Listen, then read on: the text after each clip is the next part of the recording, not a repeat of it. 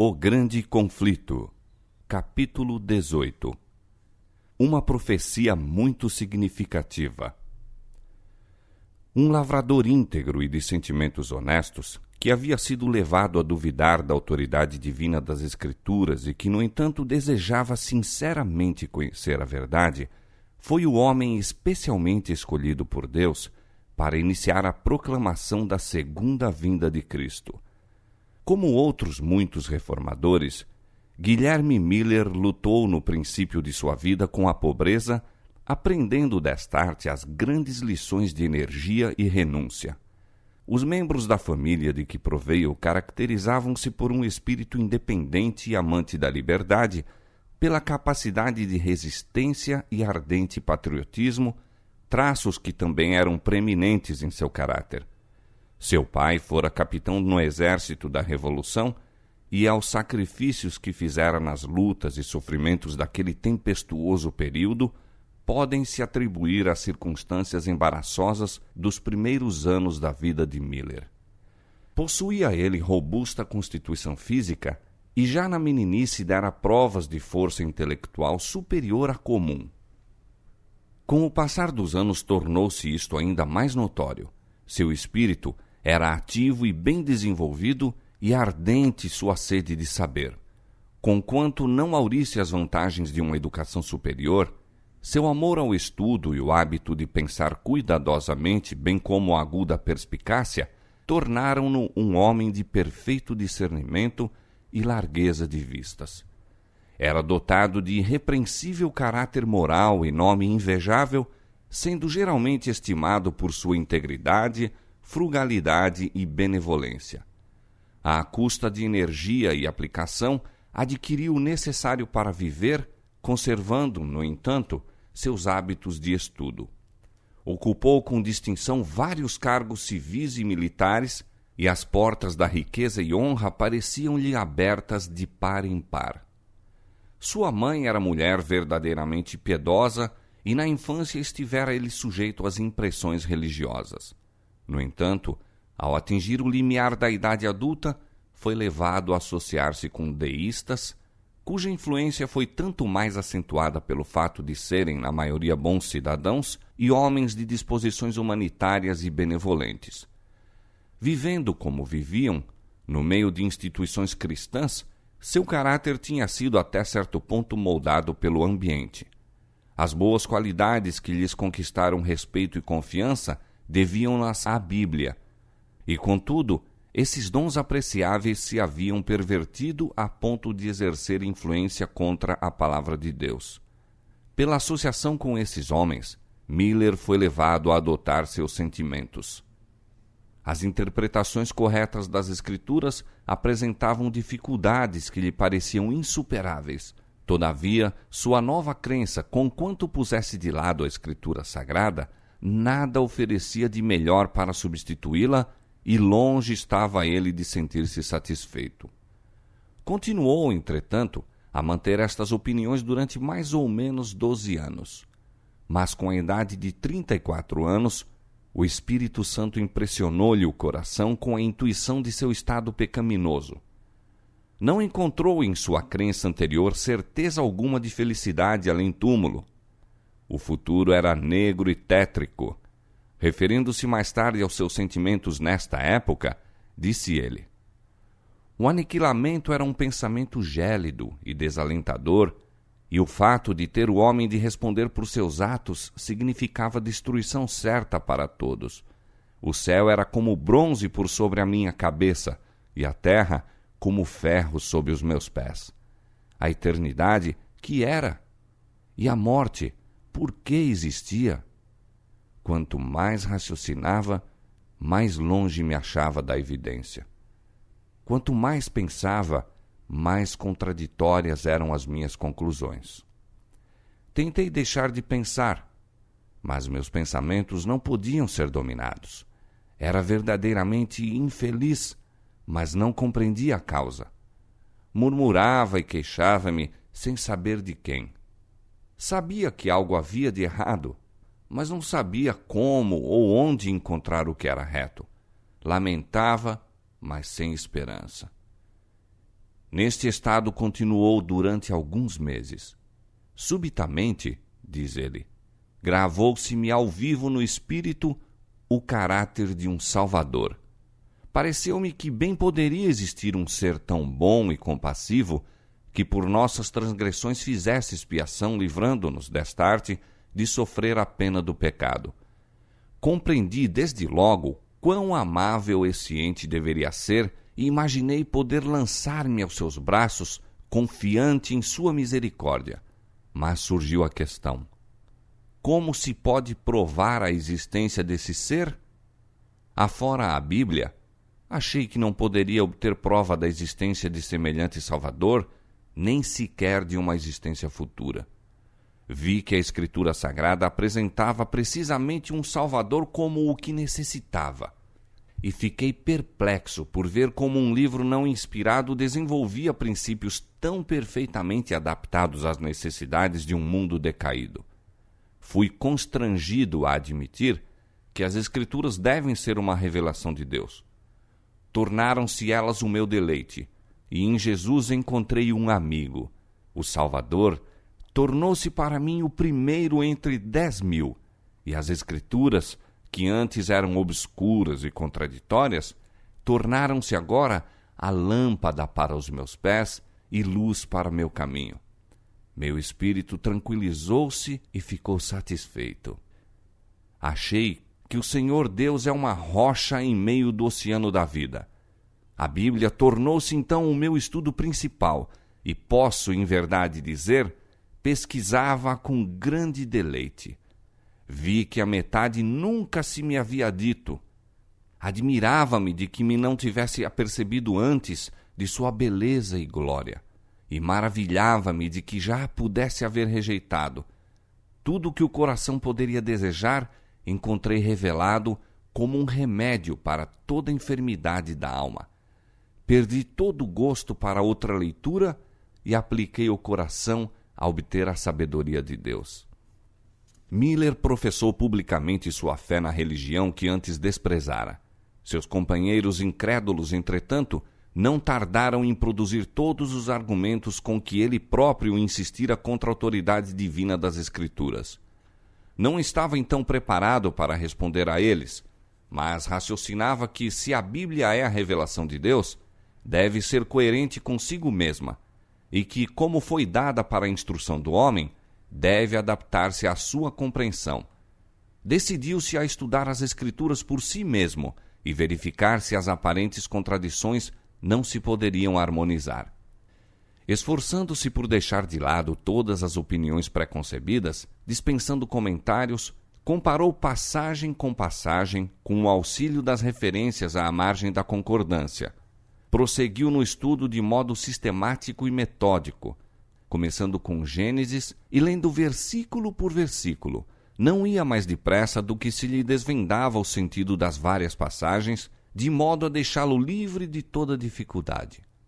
Quando encontrava algum ponto obscuro, tinha por costume compará-lo com todos os outros textos que pareciam ter qualquer referência ao assunto em consideração. Permitia que cada palavra tivesse a relação própria com o assunto do texto e, quando harmonizava seu ponto de vista acerca dessa passagem com todas as referências da mesma, deixava de ser uma dificuldade. Assim, quando quer que encontrasse passagem difícil de entender, achava explicação em alguma outra parte da Escritura.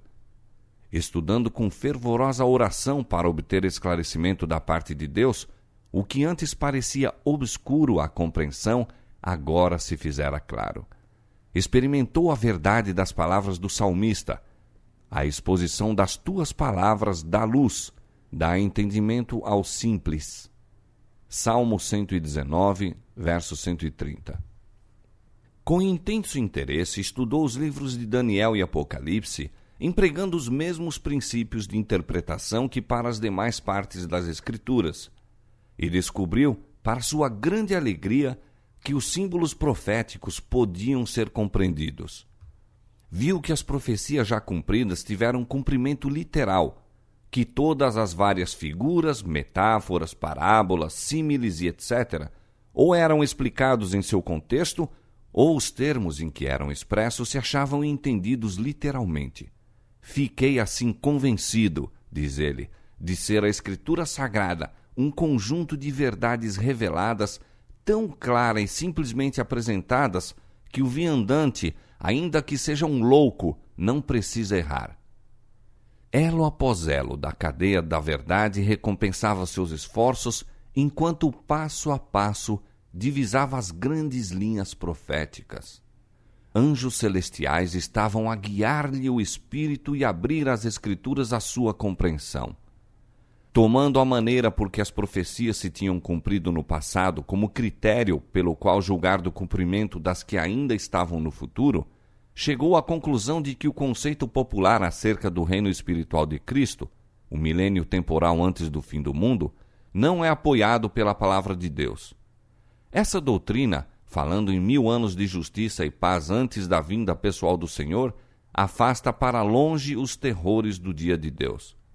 Mas, por agradável que seja, é contraditória aos ensinos de Cristo e seus apóstolos, que declaravam que o trigo e o joio devem crescer juntos até a ceifa, o fim do mundo, que os homens maus e enganadores irão de mal a pior, que nos últimos dias sobrevirão tempos trabalhosos, e que o reino das trevas continuará até o advento do Senhor, sendo consumido pelo espírito de sua boca e destruído com o resplendor de sua vinda.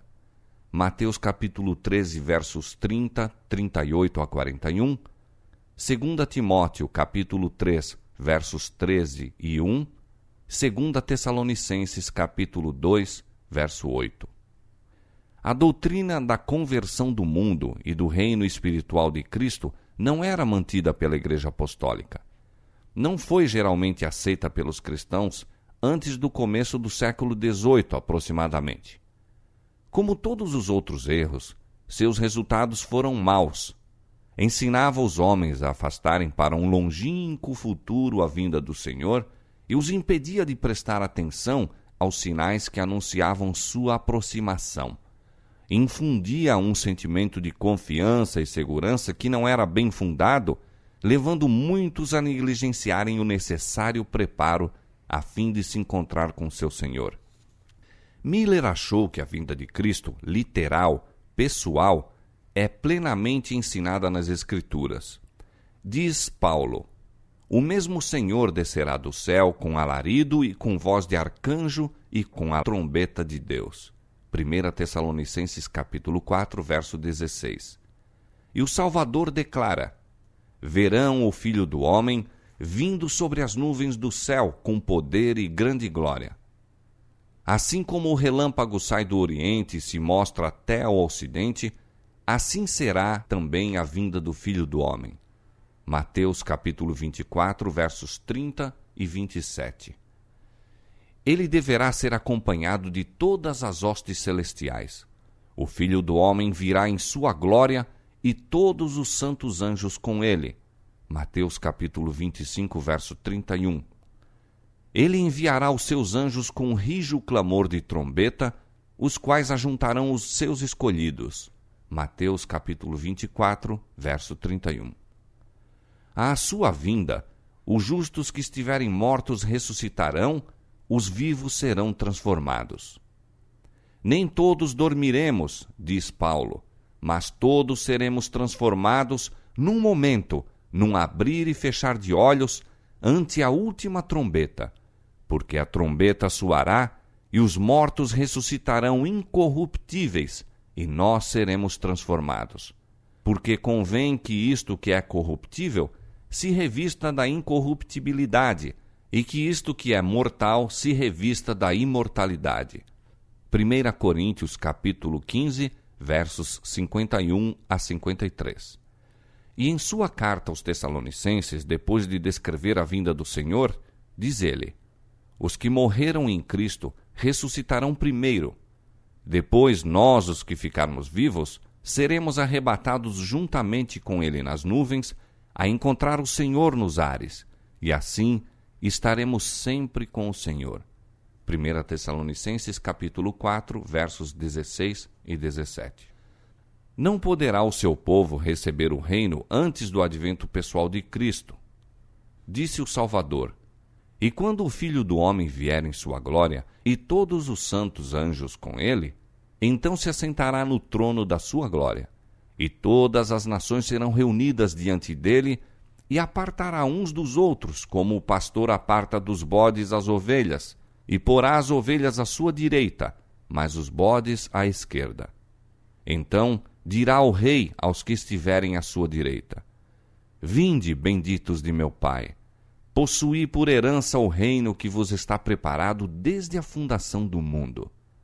Mateus capítulo 25, versos 31 a 34. Vimos pelos textos citados que quando o Filho do Homem vier, os mortos serão ressuscitados incorruptíveis e os vivos serão transformados. Por esta grande mudança ficam preparados para receberem o reino, pois Paulo diz: a carne e o sangue não podem herdar o reino de Deus, nem a corrupção herda a incorrupção. 1 Coríntios capítulo 15, verso 50. O homem, em seu estado presente, é mortal, corruptível. O reino de Deus, porém, será incorruptível, permanecendo para sempre. Portanto, o homem, em sua condição atual, não pode entrar no reino de Deus. Mas, em vindo Jesus, confere a imortalidade a seu povo, e então os chama para possuírem um reino de que até ali têm sido apenas herdeiros.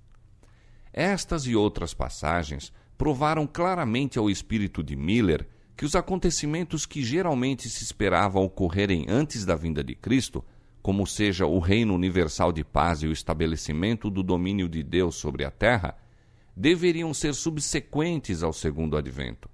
Além disso, todos os sinais dos tempos e as condições do mundo correspondiam à descrição profética dos últimos dias. Foi levado somente pelo estudo das Escrituras à conclusão de que estava prestes a terminar o período de tempo concedido para a existência da Terra em sua condição presente. Outra espécie de prova que vivamente me impressionava o espírito, diz ele, era a cronologia das Escrituras.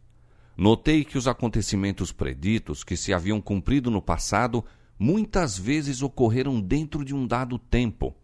Os 120 anos do dilúvio, Gênesis capítulo 6, verso 3, os 7 dias que o deviam preceder, com 40 dias de chuva predita, Gênesis capítulo 7, verso 4, os 400 anos da permanência temporária da semente de Abraão, Gênesis capítulo 15, verso 13, os 3 dias do sonho do copeiro Mor e do padeiro Mor, Gênesis capítulo 40, versos 12 a 20, os 7 anos de Faraó, Gênesis capítulo 41, verso 28 a 54, os 40 anos no deserto, Números capítulo 14, verso 34, os 3 anos e meio de fome, primeiro livro de Reis capítulo 17, verso 1, Lucas capítulo 4, verso 25, o cativeiro de 70 anos, Jeremias capítulo 25, verso 11, os 7 tempos de Nabucodonosor, Daniel capítulo 4, versos 13 a 16, e as 7 semanas, 62 semanas, e a semana, perfazendo 70 semanas determinadas aos judeus, Daniel capítulo 9, versos 24 a 27, são tempos que limitaram acontecimentos que antes eram apenas assuntos de profecia, cumprindo-se de acordo com as predições.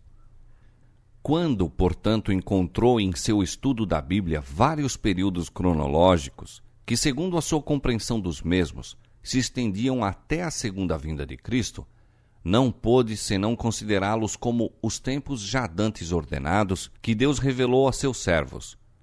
As coisas encobertas, diz Moisés, são para o Senhor nosso Deus, porém as reveladas são para nós e para nossos filhos para sempre.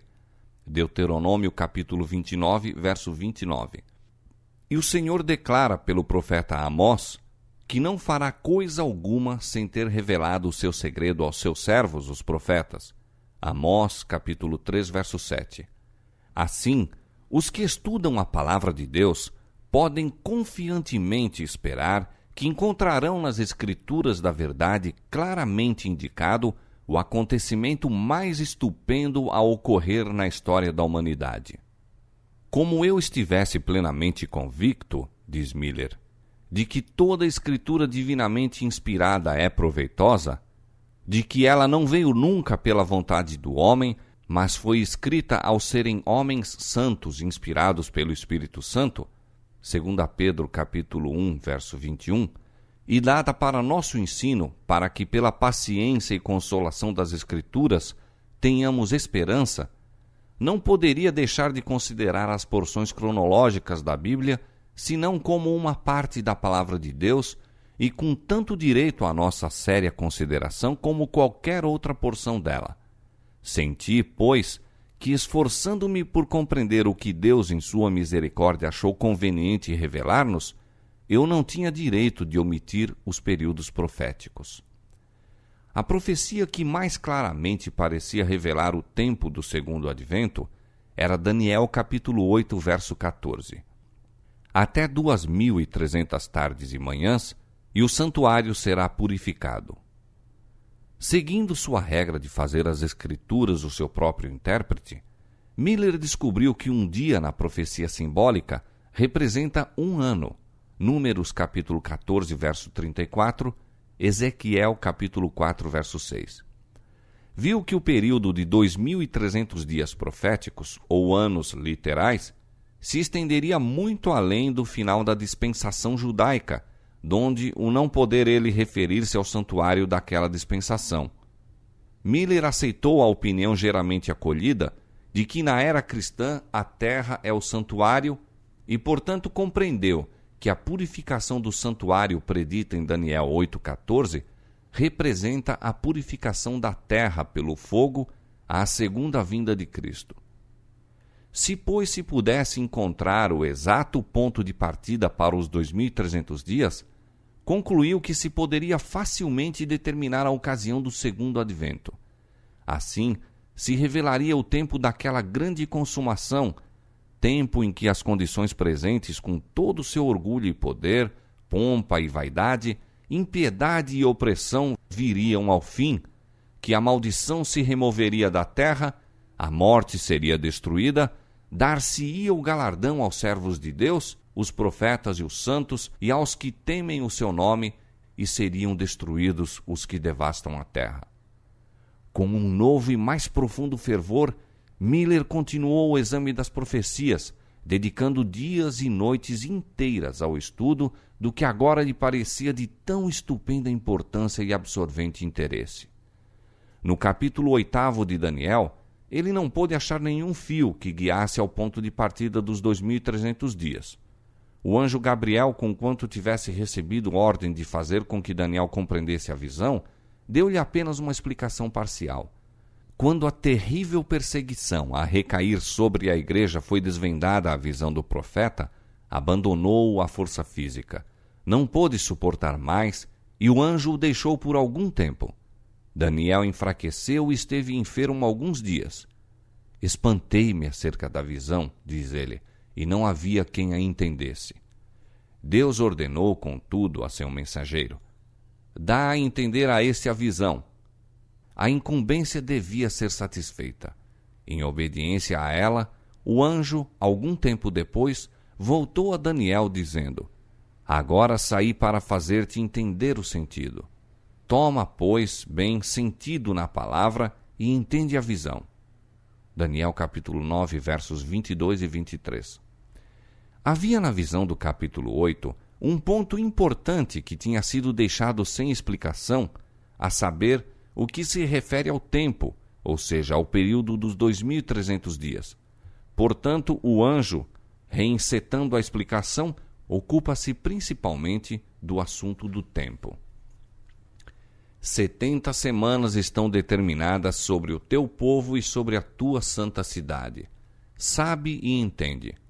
Desde a saída da ordem para restaurar e para edificar Jerusalém até o Messias, o príncipe, 7 semanas e 62 semanas. As ruas e as tranqueiras se reedificarão, mas em tempos angustiosos. E depois das 62 semanas, será tirado o Messias, e não será mais. E ele firmará um concerto com muitos por 1 semana, e na metade da semana fará cessar o sacrifício e a oferta de manjares. Daniel capítulo 9, versos 24 a 27. O anjo fora enviado a Daniel com o expresso fim de lhe explicar o ponto que tinha deixado de compreender na visão do capítulo 8, a saber, a declaração relativa ao tempo. Até 2.300 tardes e manhãs, e o santuário será purificado. Depois de mandar Daniel tomar bem sentido na palavra e entender a visão, as primeiras declarações do anjo foram: 70 semanas estão determinadas sobre o teu povo e sobre a tua santa cidade. A palavra aqui traduzida determinadas significa literalmente separadas. 70 semanas, representando 490 anos, declara o anjo estarem separadas, referindo-se especialmente aos judeus. Mas separadas de quê? Como os 2.300 dias foram o único período de tempo mencionado no capítulo 8, devem ser o período de que as 70 semanas se separaram. Estas devem ser, portanto, uma parte dos 2.300 dias, e os dois períodos devem começar juntamente. Declara o anjo datarem as 70 semanas da saída da ordem para restaurar e edificar Jerusalém. Se pudesse encontrar a data desta ordem, estaria estabelecido o ponto de partida do grande período dos 2.300 dias. No 7º capítulo de Esdras, acha-se o decreto. Esdras capítulo 7, versos 12 a 26. Em sua forma completa, foi promulgado por Artaxerxes, rei da Pérsia, em 457 a.C. Mas em Esdras 6, 14, se diz ter sido a casa do Senhor em Jerusalém edificada conforme o mandado, ou o decreto, como se poderia traduzir, de Ciro e de Dario e de Artaxerxes, rei da Pérsia. Estes três reis, originando, confirmando e completando o decreto, deram-lhe a perfeição exigida pela profecia para assinalar o início dos 2.300 anos. Tomando-se o ano 457 a.C., tempo em que se completou o decreto, como data da ordem, viu-se ter-se cumprido toda a especificação da profecia relativa às 70 semanas. Desde a saída da ordem para restaurar e para edificar Jerusalém, até o Messias, o príncipe, 7 semanas e 62 semanas, a saber, 69 semanas ou 483 anos. O decreto de Artaxerxes entrou em vigor no outono de 457 a.C.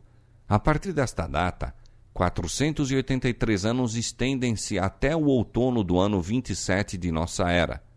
Naquele tempo, esta profecia se cumpriu. A palavra Messias significa o ungido. No outono do ano 27 de nossa era, Cristo foi batizado por João e recebeu a unção do Espírito. O apóstolo Pedro testifica que Deus ungiu a Jesus de Nazaré com o Espírito Santo e com virtude. Atos capítulo 10, verso 38. E o próprio Salvador declarou: O Espírito do Senhor é sobre mim, pois que me ungiu para evangelizar os pobres. Lucas capítulo 4, verso 18. Depois de seu batismo, ele foi para a Galiléia, pregando o evangelho do reino de Deus e dizendo: O tempo está cumprido. Marcos capítulo 1, versos 14 e 15. E ele firmará concerto com muitos por 1 semana. A semana a que há referência aqui é a última das 70, são os últimos 7 anos do período concedido especialmente aos judeus. Durante este tempo, que se estende do ano 27 ao ano 34 de nossa era, Cristo, a princípio em pessoa e depois pelos seus discípulos, dirigiu o convite do Evangelho especialmente aos judeus. Ao saírem os apóstolos com as boas novas do reino, a recomendação do Salvador era: Não ireis pelos caminhos das gentes, nem entrareis em cidades de samaritanos, mas ide às ovelhas perdidas da casa de Israel. Mateus capítulo 10, versos 5 e 6. Na metade da semana fará cessar o sacrifício e a oferta dos manjares. No ano 31 da nossa era, 3 anos e meio depois de seu batismo, Nosso Senhor foi crucificado. Com o grande sacrifício oferecido sobre o Calvário, terminou aquele sistema cerimonial de ofertas que durante 4.000 anos haviam apontado para o Cordeiro de Deus. O tipo alcançou o antítipo e todos os sacrifícios e ofertas daquele sistema cerimonial deveriam cessar. As 7 semanas, ou 490 anos, especialmente conferidas aos judeus, terminaram, como vimos, no ano 34. Naquele tempo, pelo ato do Sinédrio Judaico, a nação selou sua recusa do Evangelho pelo martírio de Estevão e perseguição aos seguidores de Cristo. Assim, a mensagem da salvação, não mais restrita ao povo escolhido, foi dada ao mundo. Os discípulos, forçados pela perseguição a fugir de Jerusalém, iam por toda a parte anunciando a palavra. Filipe desceu à cidade de Samaria e pregou a Cristo. Pedro, divinamente guiado, revelou o evangelho ao centurião de Cesareia, Cornélio, que era temente a Deus, e o ardoroso Paulo, ganho à fé cristã, foi incumbido de levar as alegres novas aos gentios de longe. Atos capítulo 8, versos 4 e 5, capítulo 22, verso 21. Até aqui, cumpriram-se de maneira surpreendente todas as especificações das profecias e fixa-se o início das 70 semanas, inquestionavelmente, no ano 457 a.C. e seu termo no ano 34 de nossa era. Por estes dados, não há dificuldade em achar-se o final dos 2.300 dias. Tendo sido as 70 semanas, 490 dias, separadas dos 2.300 dias, ficaram restando 1.810 dias. Depois do fim dos 490 dias, os 1.810 dias deveriam ainda cumprir-se. Contando do ano 34 de nossa era, 1.810 anos se estendem a 1.844.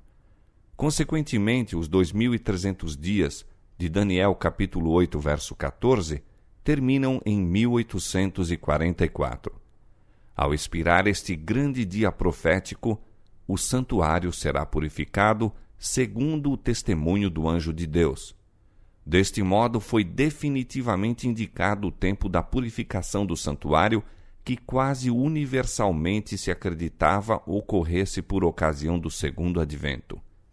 Miller e seus companheiros, a princípio, creram que os 2.300 dias terminariam na primavera de 1844, ao passo que a profecia indicava o outono daquele ano. A compreensão errônea deste ponto trouxe desapontamento e perplexidade aos que haviam fixado a primeira daquelas datas para o tempo da vinda do Senhor. Isto, porém, não afetou nem de leve a força do argumento que mostrava terem os 2.300 dias terminado no ano 1844 e que o grande acontecimento representado pela purificação do santuário deveria ocorrer então. Devotando-se ao estudo das Escrituras, como fizera, a fim de provar serem elas uma revelação de Deus, Miller não tinha, a princípio, a menor expectativa de atingir a conclusão a que chegara. A custo podia ele mesmo dar crédito aos resultados de sua investigação, mas a prova das Escrituras era por demais clara e forte para que fosse posta de parte. 2 anos dedicara ele ao estudo da Bíblia quando, em 1818, chegou à solene conclusão de que dentro de 25 anos aproximadamente, Cristo apareceria para a redenção de seu povo.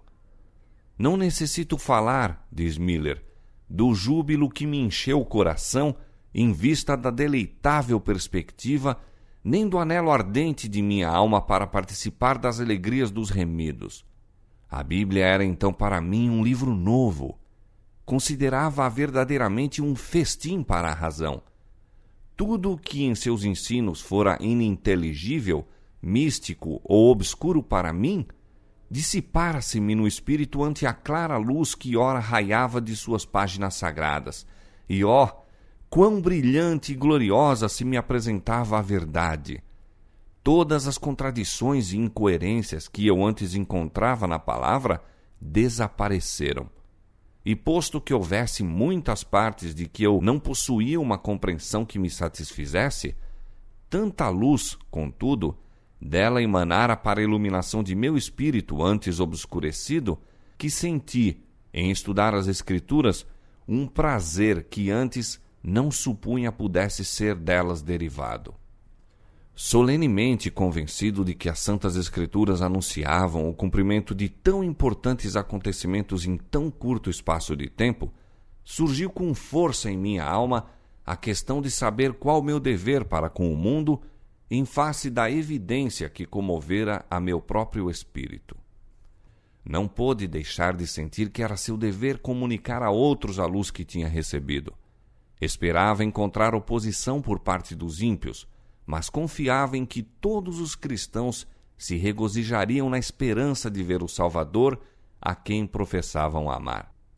Seu único temor era que, em sua grande alegria ante a perspectiva do glorioso livramento, a consumar-se tão breve, muitos recebessem a doutrina sem examinar suficientemente as Escrituras em demonstração de sua verdade. Portanto, hesitou em apresentá-la, receando que estivesse em erro e fosse assim o meio de transviar a outros. Foi levado, desta maneira, a rever as provas em apoio das conclusões a que chegara e a considerar cuidadosamente toda a dificuldade que se lhe apresentava ao espírito. Viu que as objeções se desvaneciam ante a luz da palavra de Deus como a névoa diante dos raios do sol. 5 anos despendidos desta maneira deixaram-no completamente convicto da correção de suas opiniões. E agora o dever de tornar conhecido a outros o que cria ser ensinado tão claramente nas Escrituras impunha-se-lhe com nova força. Quando me achava em minha ocupação, disse ele, soava continuamente em meu ouvido: vai falar ao mundo sobre o perigo que o ameaça. Ocorria-me constantemente esta passagem: se eu disser ao ímpio, ó ímpio, certamente morrerás, e tu não falares para desviar o ímpio de seu caminho, morrerá esse ímpio na sua iniquidade, mas o seu sangue eu o demandarei da tua mão. Mas quando tu tiveres falado para desviar o ímpio do seu caminho, para que se converta dele, e ele se não converter de seu caminho, ele morrerá na sua iniquidade, mas tu livraste a tua alma. Ezequiel capítulo 33, versos 8 e 9. Compreendi que se os ímpios pudessem ser devidamente advertidos, multidões deles se arrependeriam e que se eles não fossem avisados, seu sangue poderia ser exigido de minha mão. Começou ele a apresentar suas opiniões em particular quando se lhe oferecia a oportunidade, orando para que algum pastor pudesse sentir a força das mesmas e dedicar-se à sua promulgação. Mas não pôde banir a convicção de que tinha um dever pessoal a cumprir em fazer a advertência. Ocorriam-lhe sempre ao espírito as palavras: vai dizê-lo ao mundo, seu sangue requererei de tuas mãos. Durante 9 anos esperou, pesando-lhe sempre este fardo sobre a alma, até que em 1831, pela primeira vez, expôs publicamente as razões de sua fé. Assim como Eliseu foi chamado quando a rabiça do arado acompanhava os bois no campo de trabalho, a fim de receber o manto da consagração ao ofício de profeta, também Guilherme Miller foi chamado para deixar o arado e desvendar ao povo os mistérios do reino de Deus. Cheio de temores, deu início ao trabalho, levando seus ouvintes passo a passo, através dos períodos proféticos, até o segundo aparecimento de Cristo. Em cada preleção, ganhava ele energia e coragem, vendo o grande interesse despertado por suas palavras. Foi somente às solicitações de seus irmãos, em cujas palavras ele ouvia o chamado de Deus, que Miller consentiu em apresentar suas opiniões em público. Contava então 50 anos de idade, não estava habituado a falar em público e sentia-se oprimido ao reconhecer sua incapacidade para a obra. Desde o princípio, porém, seus trabalhos para a salvação das almas foram abençoados de modo notável. Sua primeira conferência foi seguida de um despertamento religioso, no qual se converteram 13 famílias inteiras, com exceção de 2 pessoas. Foi imediatamente convidado a falar em outros lugares e quase em toda parte seu trabalho resultava em avivamento da obra de Deus. Convertiam-se pecadores, cristãos eram despertados à maior consagração e deístas e incrédulos reconheciam a verdade da Bíblia e da religião cristã. O testemunho daqueles entre os quais trabalhava atingia a uma classe de espíritos fora da influência de outros homens. Sua pregação era de molde a despertar o espírito público aos grandes temas da religião e sustar o crescente mundanismo e sensualidade da época.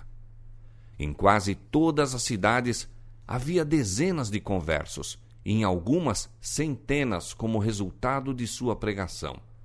Em muitos lugares, as igrejas protestantes de quase todas as denominações abriram-se-lhe amplamente, e os convites para nelas trabalhar vinham geralmente dos pastores das várias congregações. Adotava como regra invariável não trabalhar em qualquer lugar a que não fosse convidado. E, no entanto, logo se viu impossibilitado de atender à metade dos pedidos que choviam sobre ele.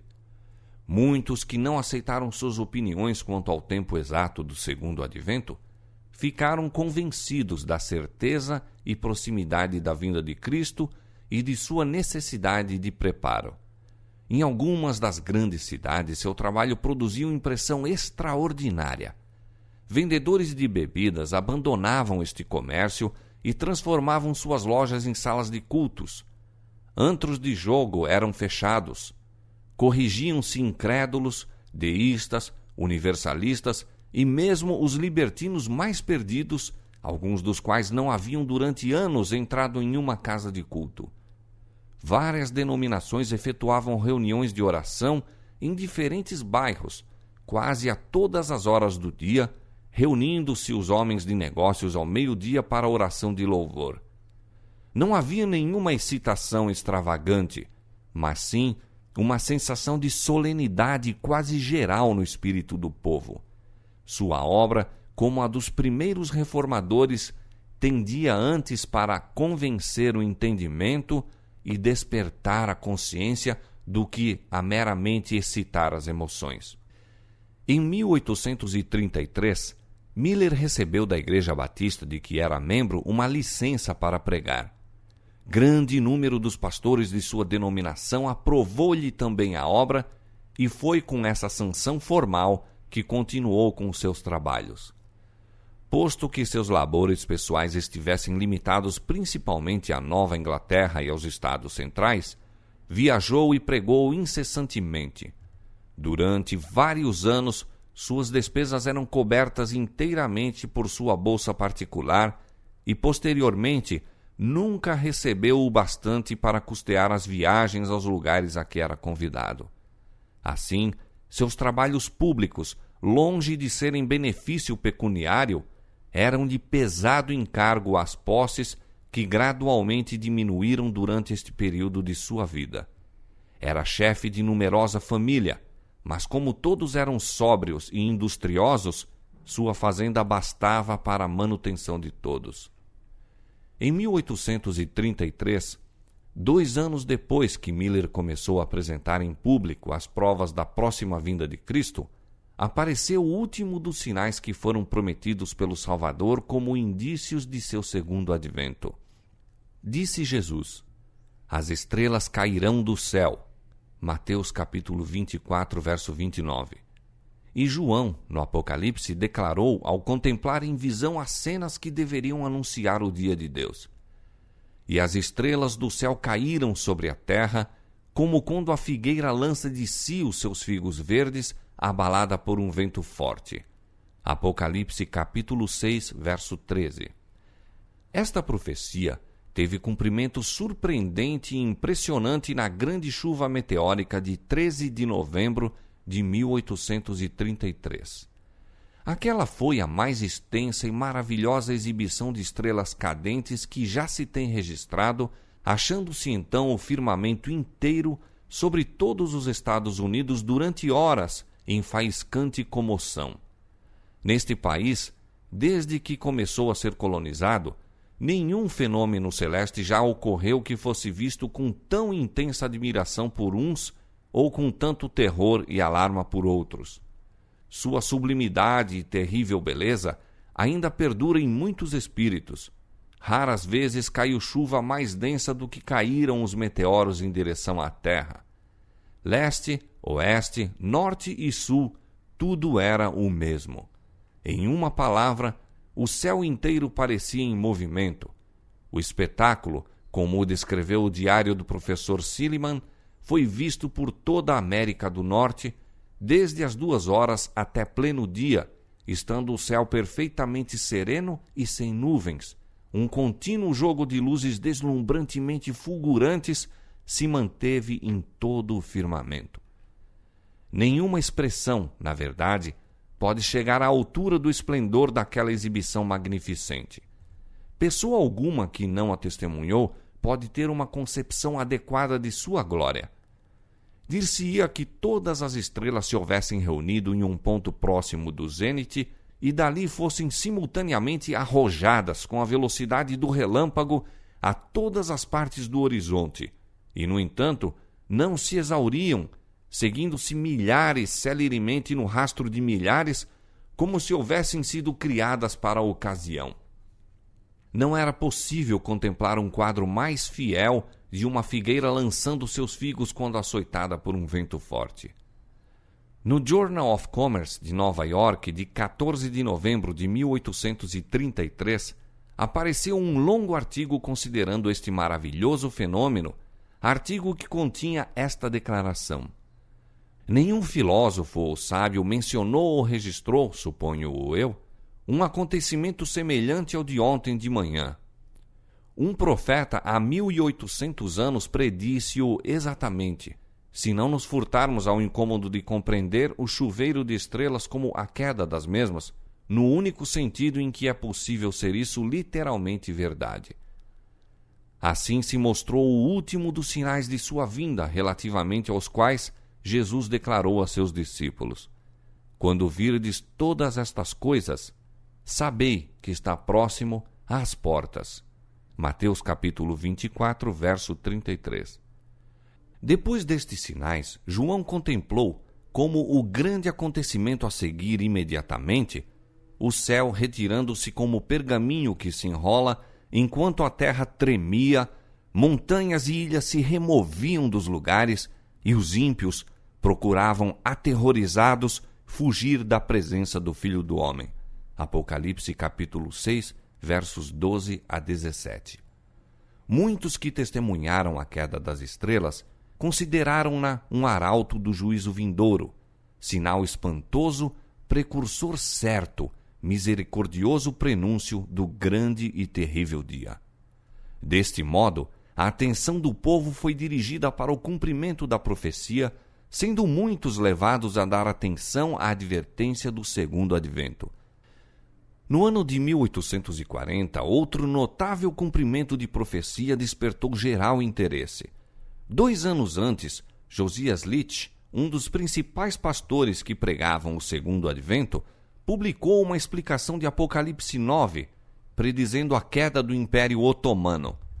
Segundo seus cálculos, esta potência deveria ser subvertida no ano de 1840, no mês de agosto, e poucos dias apenas antes de seu cumprimento escreveu: admitindo que o primeiro período, 150 anos, se cumpriu exatamente antes que Deacoses subisse ao trono com permissão dos turcos, e que os 391 anos, 15 dias, começaram no final do primeiro período, terminará no dia 11 de agosto de 1840, quando se pode esperar seja abatido o poderio otomano em Constantinopla. E isto, creio eu, verificar-se-á ser o caso. No mesmo tempo especificado, a Turquia, por intermédio de seus embaixadores, aceitou a proteção das potências aliadas da Europa e assim se pôs sob a direção de nações cristãs. O acontecimento cumpriu exatamente a predição. Quando isto se tornou conhecido, multidões se convenceram da exatidão dos princípios de interpretação profética adotados por Miller e seus companheiros, e maravilhoso impulso foi dado ao movimento do Advento.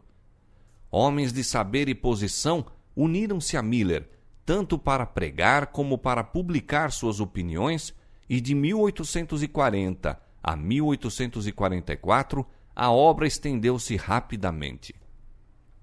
Guilherme Miller possuía grandes dotes intelectuais, disciplinados pela meditação e estudo, e a estes acrescentava a sabedoria do céu, pondo-se em ligação com a fonte da sabedoria. Era um homem de verdadeiro valor que inspirava respeito e estima onde quer que a integridade de caráter e a excelência moral fossem apreciadas.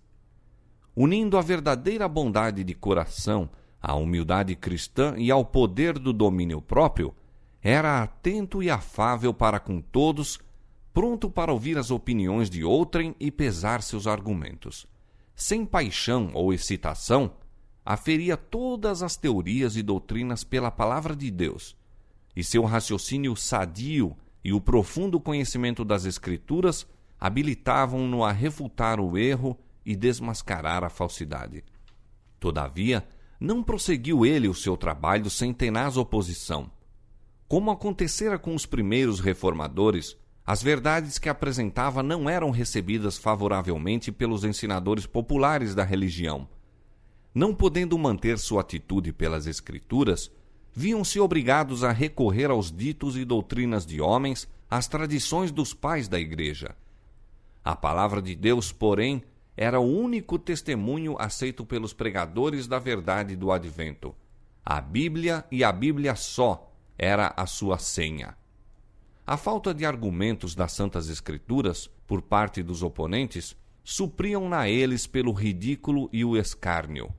Empregavam tempo, meios e talentos para difamar aqueles cuja única falta era esperar com alegria a volta de seu Senhor e esforçar-se por viver vida santa e exortar aos demais a prepararem-se para o seu aparecimento. Diligentes esforços se faziam para que o espírito do povo fosse desviado do assunto referente ao segundo advento.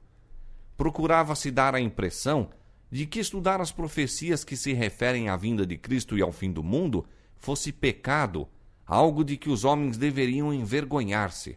Assim, o ministério popular minava a fé na palavra de Deus. Seu ensino tornava os homens incrédulos e muitos tomaram a liberdade de andar conforme seus próprios desejos ímpios. Então os autores desse mal atribuíram-no todo aos adventistas.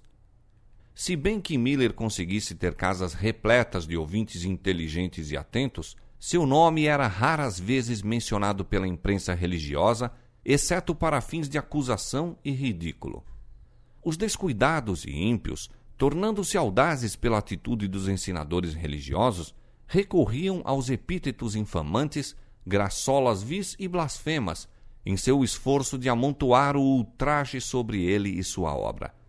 O homem de cabelos grisalhos, que deixara o lar confortável para viajar a expensas próprias, de cidade em cidade, de vila em vila, lutando incessantemente a fim de levar ao mundo a solene advertência do juízo próximo, era vilmente acusado de fanático, mentiroso e patife explorador. O ridículo, a falsidade, o insulto acumulado sobre ele provocaram indignados protestos mesmo por parte da imprensa secular. Tratar um assunto de tão imponente majestade e terríveis consequências, com leviandade e linguagem baixa, declaravam mesmo homens mundanos, ser não meramente brincar com os sentimentos de seus propagadores e advogados, mas fazer zombaria do dia de juízo, escarnecer da própria divindade e desdenhar os terrores de seu tribunal. O instigador de todo o mal procurava não somente contrariar o efeito da mensagem do Advento, mas destruir o próprio mensageiro. Miller fazia aplicação prática da verdade das Escrituras ao coração de seus ouvintes, reprovando-lhes os pecados e perturbando-lhes a satisfação própria. E suas palavras claras e incisivas despertaram inimizade. A oposição manifestada pelos membros da igreja à sua mensagem animava as classes inferiores a irem mais longe, e conspiraram alguns dos inimigos para tirar-lhe a vida quando saísse do local da reunião. Santos anjos, porém, estavam na multidão, e um deles, certa vez, sob a forma de homem, tomou o braço desse servo do Senhor e pô-lo a salvo da turba enfurecida. Sua obra ainda não estava terminada, e Satanás e seus emissários viram seus planos frustrados. A despeito de toda a oposição, o interesse no movimento adventista continuou a aumentar. As congregações cresceram das dezenas e centenas para milhares. Grande aumento houve nas várias igrejas, mas depois de algum tempo se manifestou o espírito de oposição a esses conversos e as igrejas começaram a tomar providências disciplinares contra os que tinham abraçado as opiniões de Miller. Este ato provocou uma resposta de sua pena em escrito dirigido aos cristãos de todas as denominações, insistindo em que, se suas doutrinas eram falsas, se lhe mostrasse o erro pelas Escrituras. Que temos nós crido, disse ele, que não nos tenha sido ordenado pela palavra de Deus, a qual vós mesmos o admitis, é a regra e a única regra de nossa fé e prática? Que temos nós feito que provocasse tão virulentas acusações contra nós, do púlpito e da imprensa, e vos desse motivo justo para excluir-nos, os adventistas, de vossas igrejas e comunhão? Se estamos errados, peço mostrar-nos em que consiste nosso erro. Mostrai-nos pela palavra de Deus que estamos enganados. Temos sido bastante ridicularizados. Isso nunca nos poderá convencer de que estamos em erro. A palavra de Deus unicamente pode mudar nossas opiniões. Chegamos às nossas conclusões depois de refletir maduramente e muito orar e ao vermos sua evidência nas Escrituras. Século após século, as advertências que Deus enviou ao mundo por seus servos foram recebidas com igual incredulidade e descrença. Quando a iniquidade dos antediluvianos o moveu a trazer o dilúvio sobre a terra, primeiramente ele lhes fez saber o seu propósito para que pudessem ter oportunidade de abandonar seus maus caminhos. Durante 120 anos, lhes soou aos ouvidos o aviso que se arrependessem, não acontecesse manifestar-se a ira de Deus a fim de destruí-los. A mensagem parecia-lhes, porém, uma história ociosa, e nela não creram. Fazendo-se audaciosos em sua impiedade, caçoavam do mensageiro de Deus, recebiam frivolamente seus apelos e até o acusavam de presunção. Como ousa um homem levantar-se contra todos os grandes da terra? Se a mensagem de Noé era verdadeira, por que todo mundo não ouviu e creu? A palavra de um homem contra a sabedoria de milhares. Não queriam dar crédito ao aviso, nem buscar refúgio na arca. Escarnecedores apontavam para as coisas da natureza, a sucessão invariável das estações, o céu azul que nunca havia derramado chuva, os campos verdejantes refrescados pelo brando orvalho da noite, e exclamavam: fala a ele parábolas? Desdenhosamente declaravam ser o pregador da justiça um rematado fanático, e continuavam mais avidamente na busca dos prazeres, mais decididos em seus maus caminhos do que nunca dantes. Mas a incredulidade que alimentavam não impediu o acontecimento predito. Deus suportou por muito tempo sua iniquidade, dando-lhes ampla ocasião para o arrependimento. Ao tempo designado, porém, os juízos do Senhor caíram sobre os que haviam rejeitado sua misericórdia. Cristo declara que existirá idêntica incredulidade no tocante à sua segunda vinda. Como os contemporâneos de Noé não o conheceram, até que veio o dilúvio os levou a todos, assim será também, nas palavras de nosso Salvador, a vinda do Filho do Homem. Mateus capítulo 24, verso 39. Quando o professo povo de Deus se estiver unindo com o mundo, vivendo como vivem os do mundo, e com eles gozando de prazeres proibidos, quando o luxo do mundo se tornar o luxo da igreja, quando os sinos para casamentos estiverem a tocar e todos olharem para o futuro esperando muitos anos de prosperidade temporal, subitamente então, como dos céus fulgura o relâmpago, virá o fim de suas resplendentes visões e esperanças ilusórias. Assim como Deus enviou seu servo para advertir o mundo do dilúvio a vir, enviou também mensageiros escolhidos para tornar conhecida a proximidade do juízo final. E como os contemporâneos de Noé se riam com escárnio das predições do pregador da justiça, assim, no tempo de Miller, muitos, mesmo dentre o povo professo de Deus, mofavam das palavras de advertência. E por que foram a doutrina e pregação da segunda vinda de Cristo tão mal recebidas pelas igrejas? Ao passo que para os ímpios o advento do Senhor traz miséria e desolação, para os justos está repleto de alegria e esperança. Esta grande verdade tem sido o consolo dos fiéis de Deus através de todos os séculos. Por que se tornou ela, como seu autor, uma pedra de tropeço e rocha de escândalo a seu povo professo? Foi nosso Senhor mesmo que prometeu a seus discípulos: se eu for e vos preparar lugar, virei outra vez e vos levarei para mim mesmo. João capítulo 14, verso 3. Foi o compassivo Salvador que, antecipando-se aos sentimentos de solidão e tristeza de seus seguidores, incumbiu anjos de confortá-los com a certeza de que ele viria outra vez, em pessoa, assim como fora para o céu. Estando os discípulos a olhar atentamente para cima, a fim de apanhar o último vislumbre daquele a quem amavam, sua atenção foi despertada pelas palavras: varões galileus, por que estáis olhando para o céu? Esse Jesus que dentre vós foi recebido em cima no céu, há de vir assim como para o céu o vistes ir. Atos capítulo 1, verso 11. Pela mensagem do anjo acendeu-se de novo a esperança. Os discípulos tornaram com grande júbilo para Jerusalém e estavam sempre no templo, louvando e bendizendo a Deus. Lucas capítulo 24, versos 52 e 53. Não se regozijavam porque Jesus deles se houvesse separado e tivessem sido deixados a lutar com as provações e tentações do mundo, mas por causa da certeza dada pelo anjo de que ele viria outra vez. A proclamação da vinda de Cristo deveria ser agora como quando fora feita pelos anjos aos pastores de Belém, boas novas de grande alegria.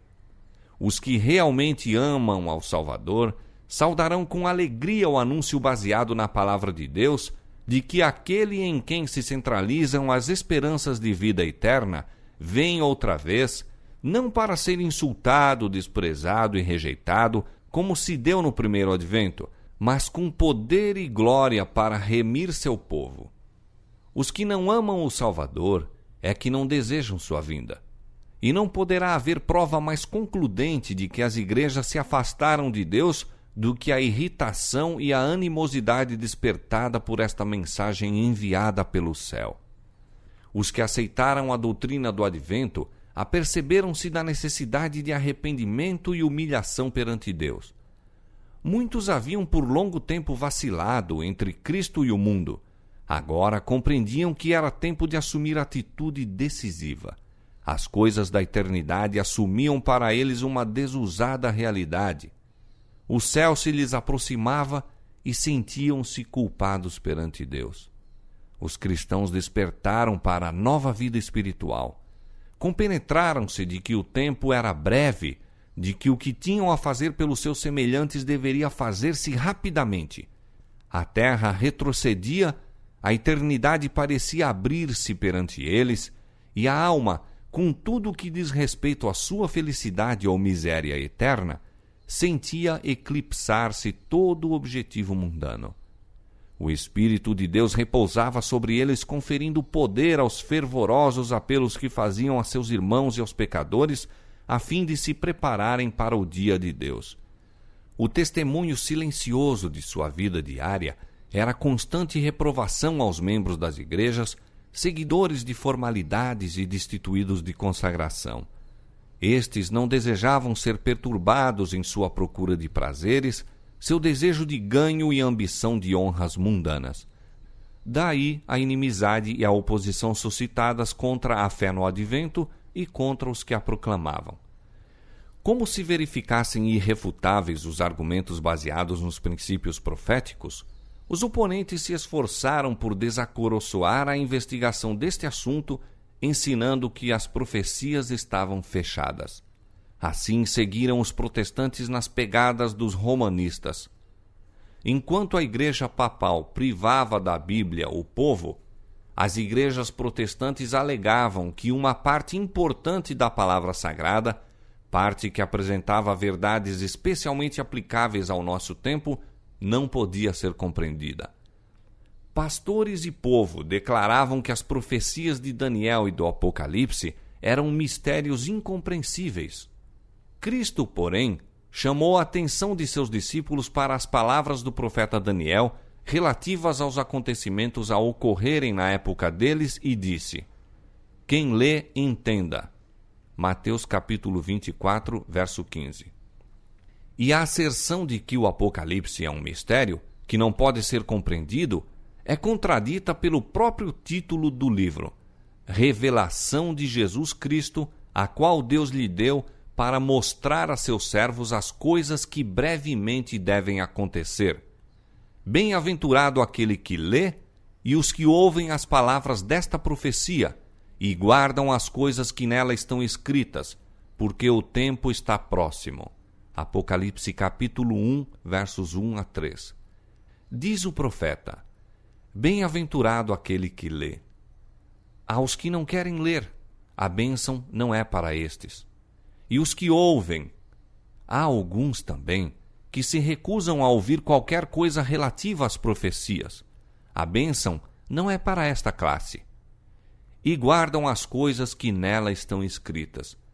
Muitos se recusam a atender às advertências e instruções contidas no Apocalipse. Nenhum desses pode pretender a bênção prometida. Todos os que ridicularizam os assuntos da profecia, zombando dos símbolos ali solenemente dados, todos os que se recusam a reformar a vida e preparar-se para a vinda do Filho do Homem, não serão abençoados. Em vista do testemunho da inspiração, como ousam os homens ensinar que o Apocalipse é um mistério fora do alcance da inteligência humana? É um mistério revelado, um livro aberto. O estudo do Apocalipse encaminha o espírito às profecias de Daniel e ambos apresentam importantíssimas instruções dadas por Deus ao homem relativas a fatos e acontecimentos no final da história deste mundo. Foram reveladas a João cenas de profundo e palpitante interesse na experiência da igreja. Viu ele a oposição, os perigos, os conflitos e o livramento final do povo de Deus. Ele registra as mensagens finais que devem amadurecer a seara da terra, sejam os molhos para o celeiro celeste ou os feixes para os fogos da destruição. Assuntos de vasta importância lhe foram desvendados, especialmente para a última igreja, a fim de que os que volvessem do erro para a verdade pudessem ser instruídos em relação aos perigos e conflitos que diante deles estariam. Ninguém necessita estar em trevas no que respeita àquilo que está para vir sobre a terra. Por que, pois, esta dilatada ignorância com respeito a uma parte importante das Escrituras Sagradas? Por que esta relutância geral em investigar-lhes os ensinos? É o resultado de um esforço estudado do príncipe das trevas para esconder dos homens o que revela os seus enganos.